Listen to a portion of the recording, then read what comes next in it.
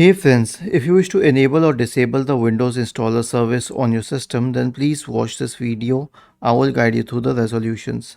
So here's what you can do. First of all, search for services in the Windows search bar and open services. Scroll down to the Windows installer service and then you will find it here. Wait a minute. Right click on it and then select start, or you can select stop to enable or disable it. But if you wish to do it through command prompt, then the command is net space start space msi server.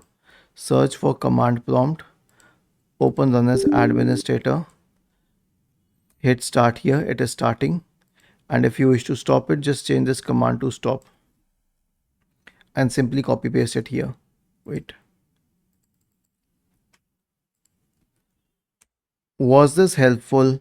If yes, then please subscribe to the channel, and if not, then let us know in the comment section of the video on how we could help you further.